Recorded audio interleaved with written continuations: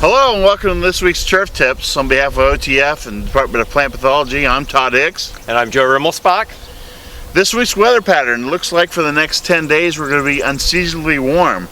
So if you've been sitting on that early dollar spot program that you haven't sprayed yet, or you're worried about it, now's the time to probably put it out. Along with these warm temperatures, it looks like we may have a few rain occurrences, maybe one next week, and it looks a little more positive for next weekend, I believe the 9th and 10th. I've heard a couple of reports, both in the high cut and on golf courses, about leaf spot. It's not become a real issue because we've been so dry and our weather pattern has been relatively cold. Yep.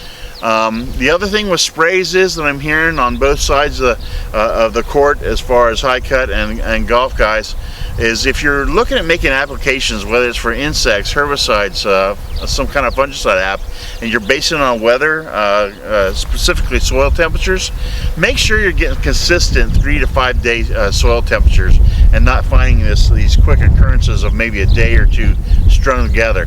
We need to have a good consistent pattern before you spend that money and waste that application. What are you seeing, Joe? Well, I'm going to mainly focus my comments on high cut turf, and basically to me high cut means anything that's not a green, golf green. So what we're seeing is as far as weather, we're finally getting some warm temperatures, which is fantastic.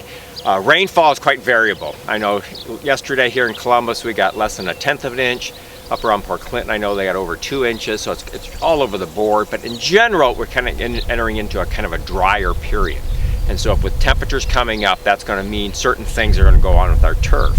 A couple things I want to mention is with higher temperatures and if things are drying down, turf quality will probably go down also. This beautiful bright green spring green up will kind of fade away, and then with mowing, if you have excessive clippings and drying conditions, you may lose some of that quality. Annual bluegrass is seeding out quite heavily in many areas now. Sometime in the future, if we stay dry, Kentucky bluegrass will start going into seed head also.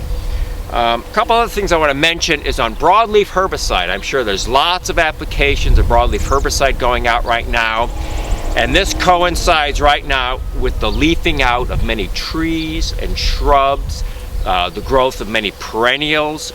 If it stays warm, people are putting out their tomato plants in their gardens, so be careful of drift or volatilization of your broadleaf herbicides, because these new emerging plants, non-target plants, are going to be very sensitive to these products.